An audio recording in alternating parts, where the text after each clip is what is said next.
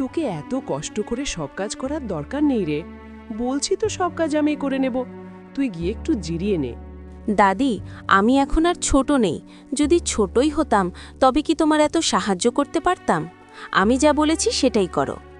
মুন্নি, তুই যদি আমাকে সাহায্য না করতে তবে জানি না কি হতো। তুই ছোট হয়েও আমার কত বড় ভরসা, এই জন্যই তো তোকে আমার এত মায়া লাগে। আরে আম্মা, কি খবর? কেমন আছেন? এবার তো মনে হচ্ছে আপনার ক্ষেতে বেগুনের বাম্পার ফলন হয়েছে। পুরো গ্রামে কারোর বাড়িতে আপনার মতো এত ভালো বেগুন নেই। জমিদার বাবু, আসতে এত দেরি করলেন কেন? আমি তো ভেবেছিলাম আপনি বুঝি আসবেনই না, তাই আপনার জন্য বেগুন তুলিনি। দাঁড়ান, এখনই তুলে দিচ্ছি। মুন্নি, বেগুন তোলো, আমায় একটু সাহায্য কর তো মা। হ্যাঁ, আপনাদের বেগুন তোলা দেখতে বেশ লাগছে। আচ্ছা দাঁড়ান, আমিও কয়েকটা বেগুন তুলি। এভাবে সবজি তুলতে বেশ আনন্দ পাওয়া যায়। কি হলো বোন? ওদিকে ওভাবে কি দেখছো? ব্যাপার কি? তোমাকে খুব চিন্তিত মনে হচ্ছে। আমার বাড়ির সামনে ওই বুড়ি আমিনার বেগুনের ক্ষেত। কোনোভাবেই ওই বুড়িকে আমি সহ্য করতে পারছি না। ও আমার বাড়ির সৌন্দর্য নষ্ট করছে। জমিটা যদি ভয় দেখিয়ে কোনোভাবে দখল করতে পারতাম তবে মনে শান্তি পেতাম। জমিটা তো বুড়ির নিজের, সে যেমনই হোক খুব চালাক কিন্তু। কাল তোমার দুলা ভাই 2 দিনের জন্য বাইরে যাচ্ছেন, এই সুযোগটা কাজে লাগালে কেমন হয়? এখন সাবধান থাকো, এই কথা যেন বাইরে না যায়। দুলা ভাই ওই বুড়িকে খুব সম্মান করেন। ওখানে ফুলের বাগান করলে বাড়িটা খুব সুন্দর লাগতো। হ্যাঁ আপা, আপনি চিন্তা করবেন না, দেখুন আমি কি করি। সব আমার উপর ছেড়ে দিন, আমি সব সামলে নেব। শোনো বুড়ি, মন দিয়ে শোনো, এই জায়গা তোমাকে ছাড়তে হবে। এটা জমিদার বাবুর জমি। ভালোভাবে বলছি, জমি ছেড়ে দাও, এখান থেকে চলে যাও, নয়তো তোমার কপালে দুঃখ আছে। সকাল সকাল তোমার আর কোনো কাজ নেই, এসব কথা বলতে এসেছো? এখান থেকে যাবে নাকি লাঠি চালাবো? আমি কোনোভাবেই এই জমি ছাড়ব না, এই জমি আমার নামে। আর জমিদার বাবু তো কখনো এমন বলেননি। হঠাৎ তোমার কি হলো? তোমাকে কে পাঠিয়েছে? কি হয়েছে তা জানার দরকার নেই তোমার, যা বলেছি তাই করো। যদি কিছু করার থাকে তবে জমিদার বাবু ফিরলে করো, এখন এখান থেকে বিদায় হও। লাঠি দেখছো, এক ঘায়ে মাথা ফাটিয়ে দেব। এর ফল তোমাকে ভুগতে হবে। এখন কথা শুনছো না তো পরে পস্তাবে।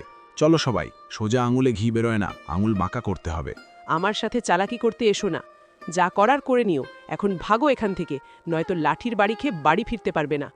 আহ, আমার পেট ফেটে যাচ্ছে। হঠাৎ কি হলো আপা? আমি তো কিছু বুঝতে পারছি না। এখন আমি কি করি কিছু মাথায় আসছে না। হঠাৎ কি হলো আপা? আগে তো এমন কখনো হয়নি। খারাপ কিছু খেয়ে ফেলেছো নাকি? জানি না হঠাৎ কি হলো, পেটে খুব যন্ত্রণা হচ্ছে, মনে হচ্ছে ভেতরটা সব ফেটে যাবে। দুপুরে যা রান্না হয়েছিল তাই তো তুইও খেয়েছিস, আমিও খেয়েছি। ওরে বাবা, আমি তো মরেই যাব, মনে হয় আর বাঁচব না। আমার মনে হয় পেটে কোনো বড় অসুখ হয়েছে। এই অসুখেই আমার মা মারা গিয়েছিল। তুই পাগলের মতো কি বলছিস? আপা এমনিতেই অসুস্থ, তার উপর তুই ভয় দেখাচ্ছিস। এটা খুব ভয়ানক। আমার ওটা উদ্দেশ্য ছিল না, আমি শুধু বললাম আমাদের বাড়িতে এমন হয়েছিল। তোকে বেশি ভাবতে হবে না গোপাল, তুই আপার সেবা কর, কাজ করিস, কাজই কর।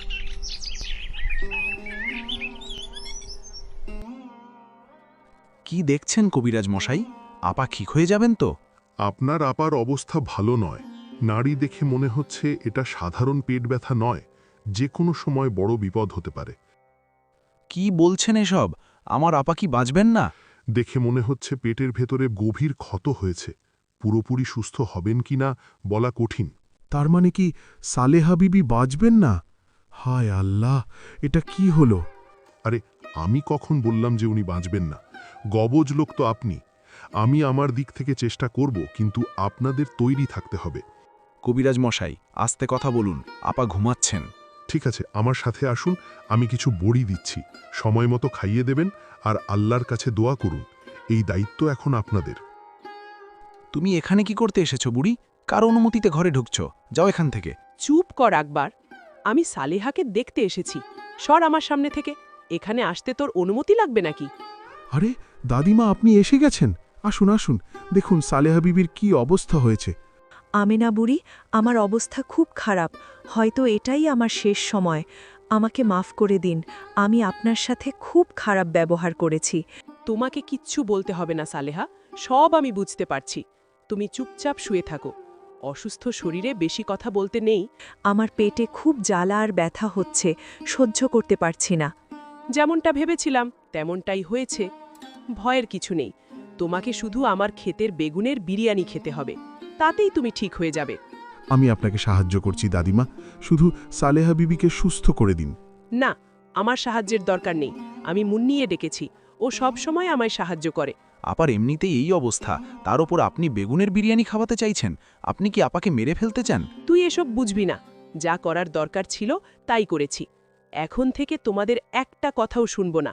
আমায় কাজ করতে দাও, কি করতে হবে আমি ভালো জানি। আমার কাজে বাধা দিবি না। আরে আকবর, তুই তোর আপাকে মারতে নয়, বাঁচাতে চাইস। তুই তোর আপাকে মারতে চাইছিস। যে বিষয়ে জানিস না সেখানে নাক গলাবি না। আকবর, দাদিমা যা করতে চাইছেন করতে দাও, ওনাকে বাধা দিও না। আপনি আমার গায়ে হাত তুললেন? ঠিক আছে, এখন কিছু বলছি না, কিন্তু মনে রাখবেন এর পরিণাম ভালো হবে না।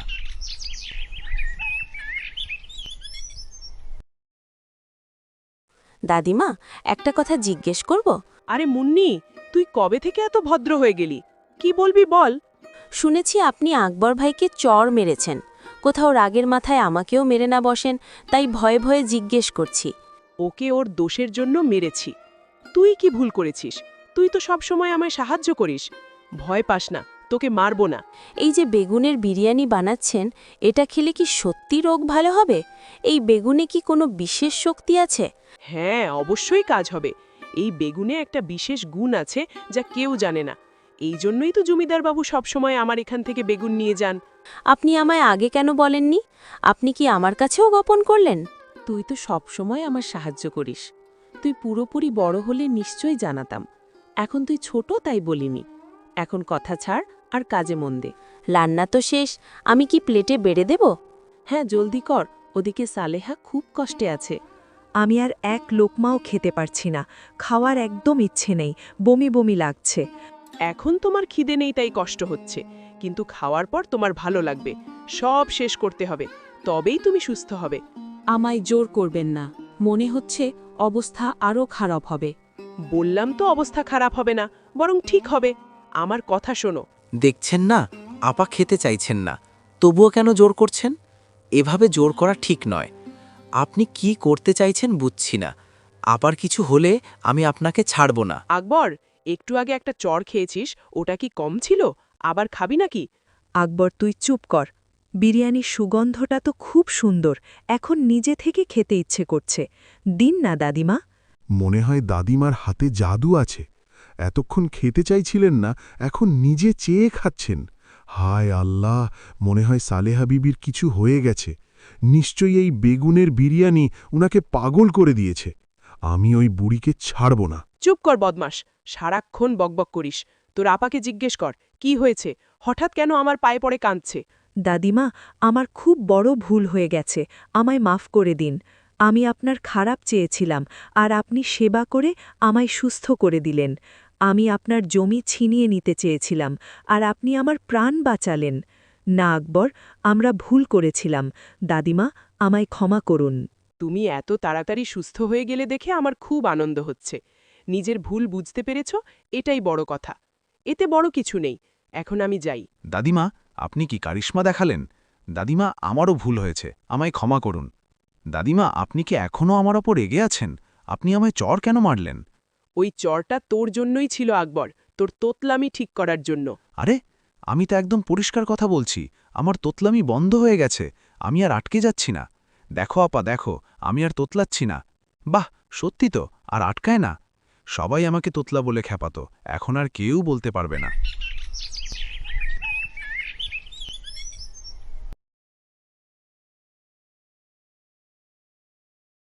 সব শুনলাম আম্মা, আপনার এই বেগুন তো জাদুকরি। এখন সারা গ্রামে এটা ওষুধর মতো ছড়িয়ে পড়েছে।